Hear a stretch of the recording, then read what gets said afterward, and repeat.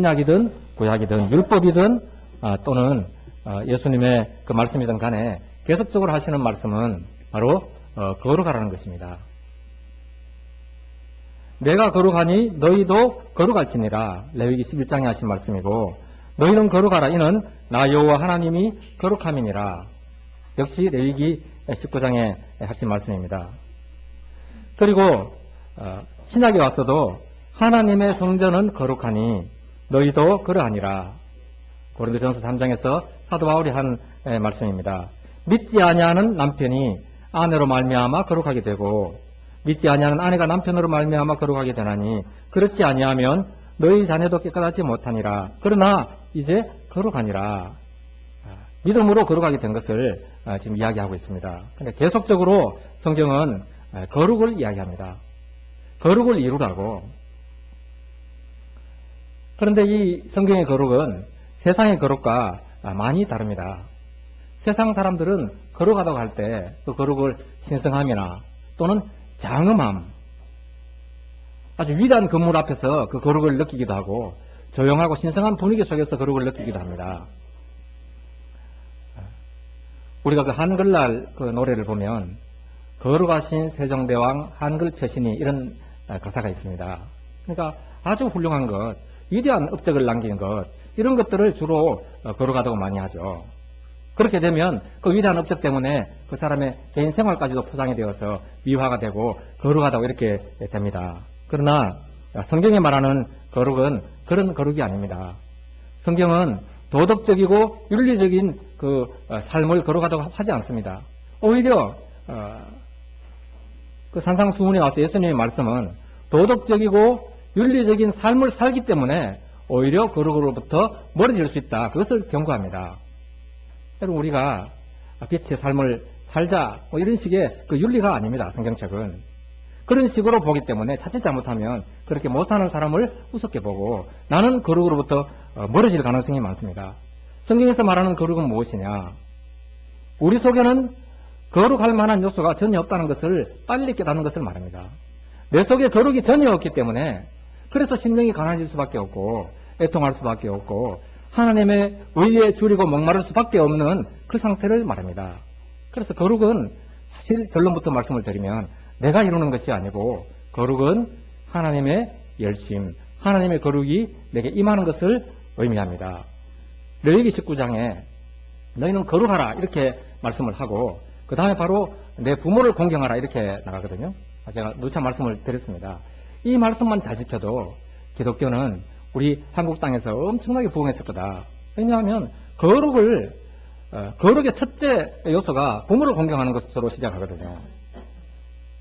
그러나 이것은 정말 그 효도를 잘 하라, 그 효도의 윤리를 이야기하는 것이 아니고 거룩은 바로 부모를 공경할 때 임하는 것이다.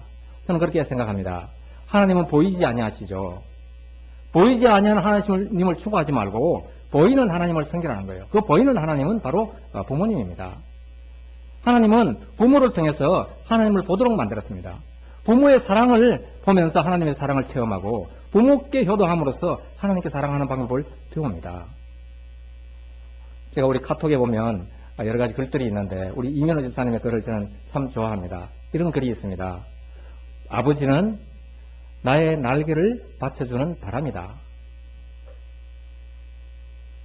대단히 훌륭한 말입니다. 날개가 있다고 나는 게 아니에요. 날개가 있어도 못 납니다. 바람이 있어야 납니다.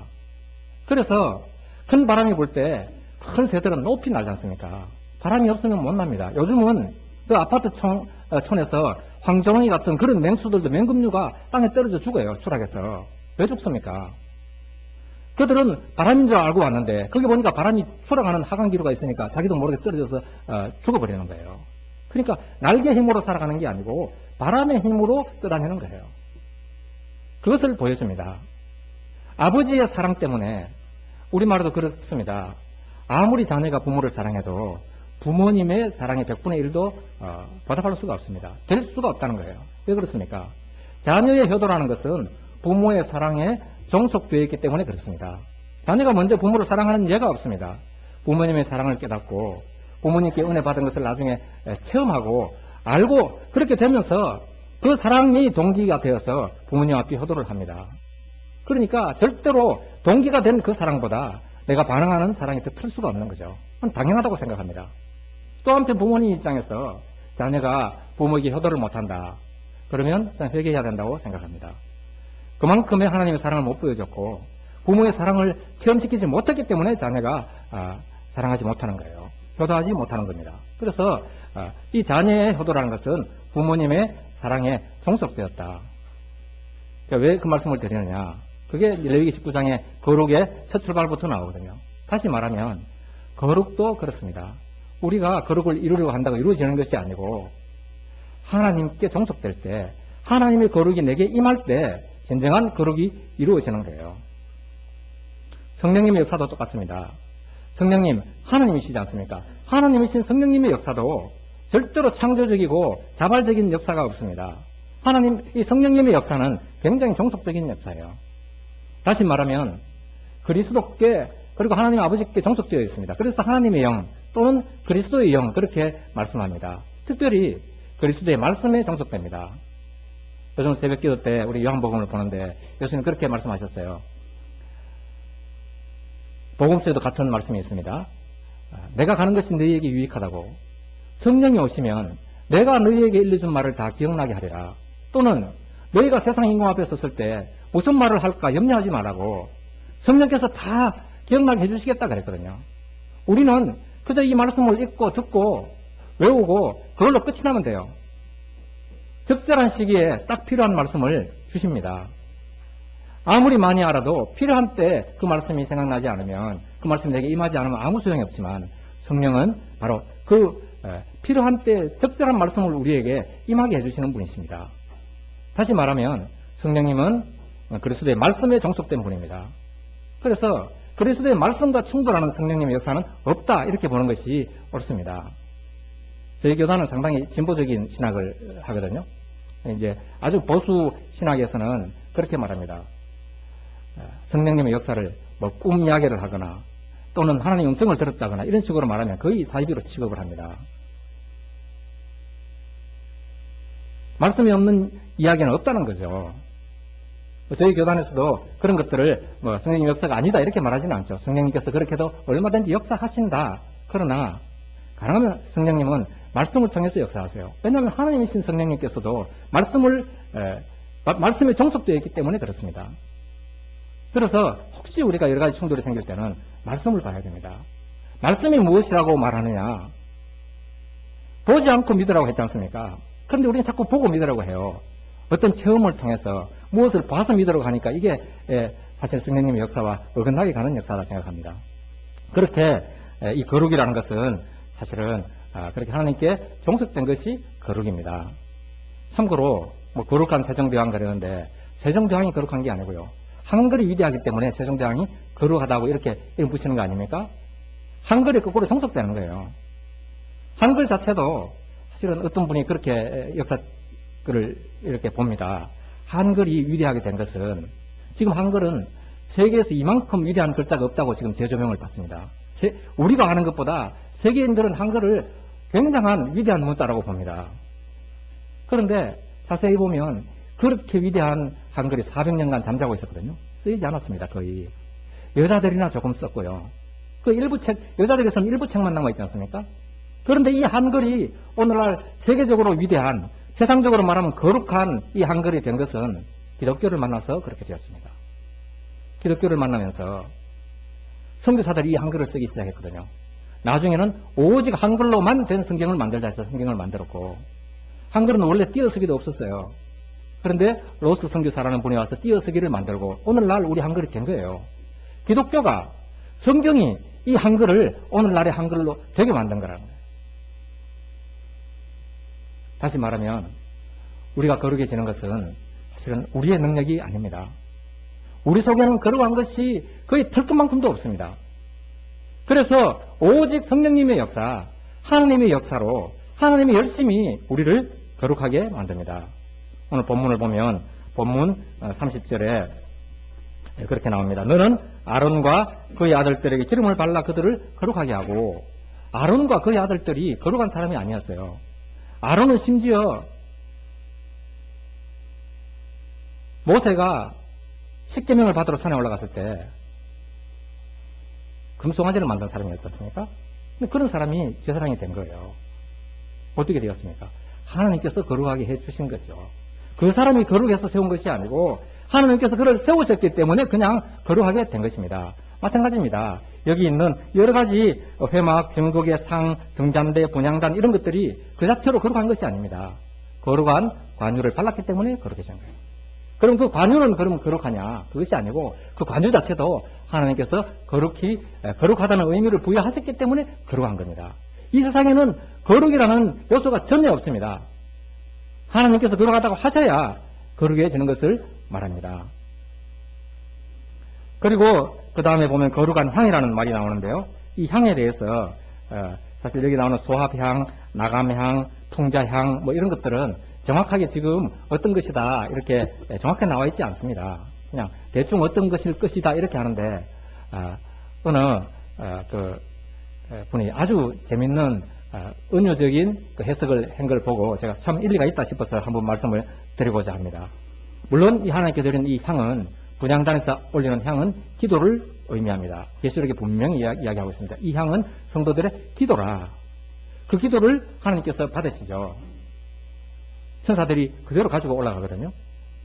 아무리 열심히 기도를 해도 아무리 열정적으로 기도해도 하나님께 드려지지 않는 기도는 아무 의미가 없는 기도입니다. 말 한마디 하지 않아도요. 말 한마디 하지 못하고 가도 마음속으로 하나님께 말씀드렸던 그 기도가 하나님께 드려지기만 하면 그 기도가 훨씬 위대한 기도가 되는 겁니다. 여기서 소합향이라는 것은 어떤 나무의 진액을 짜내는 향이래요. 그러니까 짜낸다. 이 말은 자신을 짜내는 그 회개의 기도다. 이렇게 이야기를 합니다. 일리가 있죠.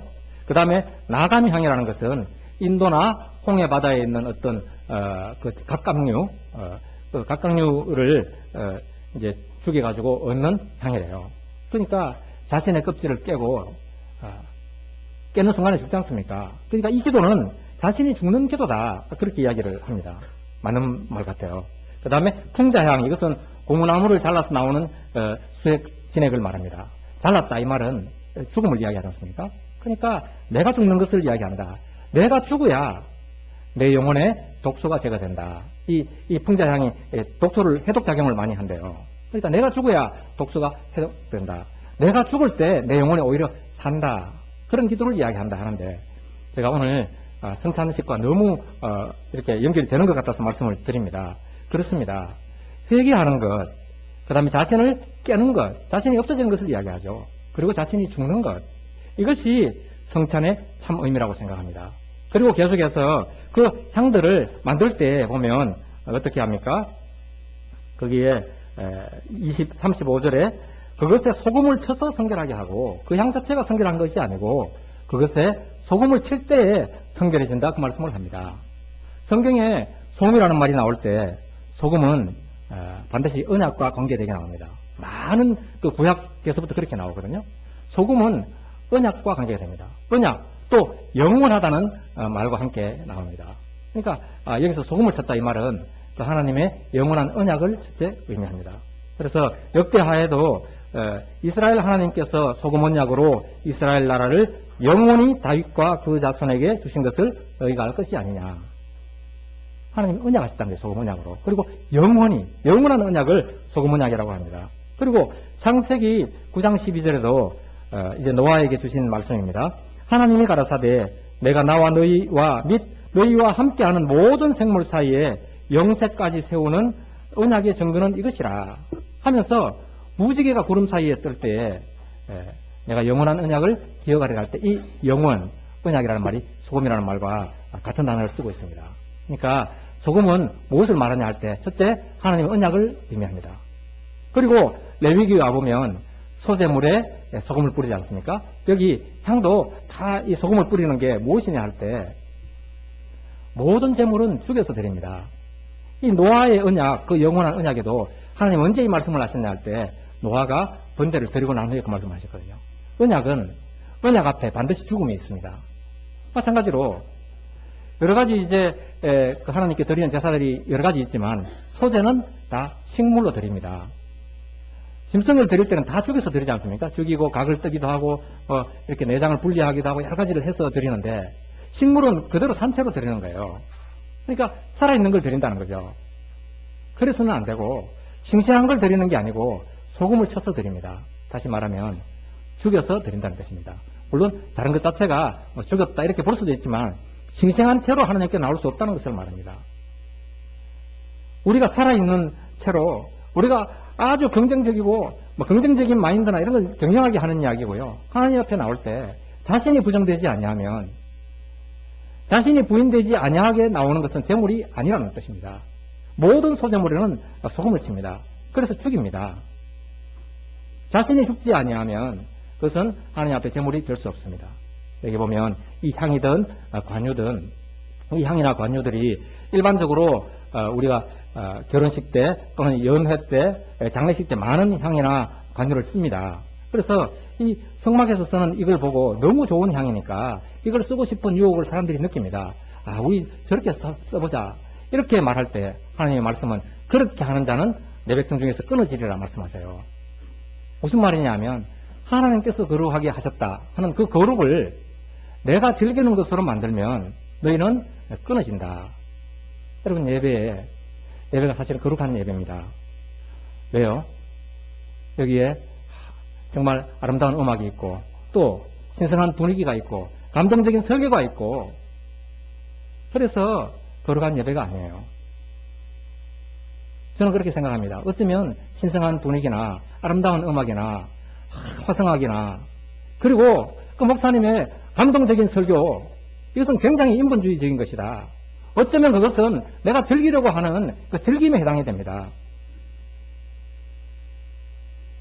그것을 즐기려고 올 때, 그걸 듣고 감동을 받았다고 할 때, 그래서 기쁠 때, 아마 그것은 우리 영혼이 여기 와서 지금 유람하는 것과 똑같습니다.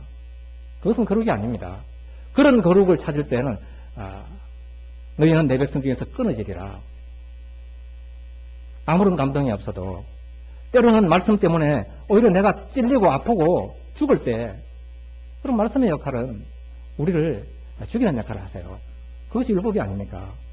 그때가 진정으로 내가 지금 제물이 되는 순간입니다. 거룩은 어디서 이루어집니까? 내가 죽을 때 거룩이 이루어집니다. 예수님이 오셔서 여러 가지 말씀을 하셨는데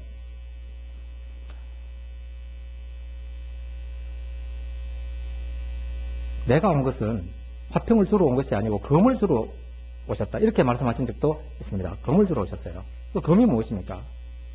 며느리와 시어머니가, 딸과 어머니가, 아들과 아버지가 서로 다투게 된다는 것을 말씀하셨습니다. 그것은 무엇을 이야기합니까? 사실 다투어서는 안 되죠. 그런데도 그 말씀을 하신 것은 지금 이 사도 바울의 이야기를 보면 육은 육이라는 거예요. 우리가 육체의 정욕이라고 할 때 그 정욕이 탐심이나 음란 이런 것을 정욕으로 생각하지만 그건 정말 쉬운 정욕이에요. 누구나 알고 그 문제가 되는 정욕이기 때문에 이렇게 제거할 수 있습니다. 그런데 제거하기 가장 어려운 정욕이 무엇이냐면 사랑입니다. 특별히 혈연적인 사랑. 그 사랑이 정욕입니다. 예수님은 미움도 대단한 정욕이라고 했습니다. 어쩌면 미움을 가장 큰 정욕으로 했습니다. 미움을 예수님은 뭐라고 말씀합니까? 미움은 살인이라고까지 말씀하세요. 이거 다 정욕입니다. 우리가 하나님 앞에 좋은 마음을 가지고 좋은 충성을 하고 좋은 삶을 살자고 선한 마음을 가져도 그 선한 마음 자체도 육이기 때문에 하나님과 원수가 된다고 말씀하세요. 한마디로 내 속에는 하나님께 내어놓을 것이 하나도 없습니다. 그러므로 우리가 하나님 앞에 제물이 되고 거룩한 제물이 되려면 내가 죽는 길을 택해야 됩니다. 내가 죽는 것만 하나님께서 우리를 거룩하게 해줄 수 있는 유일한 방법입니다. 우리는 기도합니다. 하나님 우리 교회 기도 거룩하게 해달라고 또는 우리나라가 잘되게 해달라고 통일되게 해달라고 많은 기도를 하지 않습니까? 우리 한국교회가 거룩한 교회 되게 해달라고 또는 저를 위해서 여러분 많은 기도하는 거 제가 압니다. 좋은 목사 되게 해달라고 기도할 때 너무 감사한데 한편은 그렇게 생각합니다. 여러분 우리가 하나님이 하실 일에 대해서 너무 많은 기도를 하지만 내가 할 일에 대해서는 기도를 지금 적게 하는 것이 아닌가. 통일은 하나님이 하실 거예요. 하나님의 나라와 하나님의 의는 사실은 내 기도와 관계없이 임하세요. 주권적으로 임하십니다. 그러면 우리가 하는 하나님의 나라와 하나님의 의를 위해서 하는 기도는 무엇입니까? 내가 사용되기를 기도하는 겁니다. 하나님, 내가 죽어서 내가 하나님 앞에 하나님 나라를 위해서 사용되어지기를 기도하는 거죠. 중국共産党은, 중공군은 우리나라에 왔을 때 어떤 노래를 불렀냐. 내가 죽어서 이 공산주의가 1m가 넓어진다면 나는 죽겠다. 전우여, 내 시체를 밟고 넘어가라고. 철조망에 있어도 그들은 죽어버려요. 거기 가서. 그러면 전우가 내 시체를 밟고 올라와서 넘어가라고. 위대하지 않습니까? 내가 죽어야 하나님 나라가 넓어집니다. 그러니까 우리가 하는 기도는 무엇입니까? 하나님, 날마다 내가 죽는 것을 기도해야 됩니다. 내가 죽기를 기도하면 하나님이 나를 살리세요.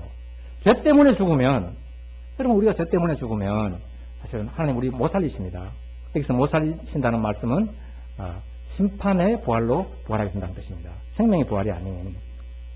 그런데 그리스도 안에서 죽으면 그리스도와 함께 생명의 부활로 부활이 됩니다. 그냥 죽으면 안 되기 때문에 그리스도의 십자가에 우리를 지금 같이 연합하게 만드시는 게 하나님의 역사입니다. 지금은 그 그리스도의 십자가에 연합하는 것이 너무나 힘들고 아프고 그렇게 될지 모르지만 그것이 생명의 부활로 살아나는 방법이기 때문에 하나님은 그것을 원하십니다. 우리가 오늘 성찬에 참여했습니다. 성찬이 여러 가지 의미가 많이 있겠지만 저는 다 모릅니다. 또 신학자들도 다 모릅니다. 그러나 행하라고 하셨습니다. 그러나 오늘 저는 이렇게 생각합니다. 성찬은 그리스도의 죽을 몸에 참여하는 것이다.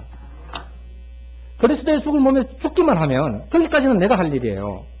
내가 기도하는 것은 죽고 죽는 것, 그 다음에 하나님이 살리시고 하나님 역사하시는 것, 그 다음에 하나님의 몫이시고 거룩하게 하시는 것 하나님의 몫입니다. 우리는 날마다 그 그리스도의 몸에 동참하는 정말 그 제물이 예배어질 때 온전히 거룩하게 지게 하시는 분은 하나님이심을 믿습니다. 예, 다 일어나셔서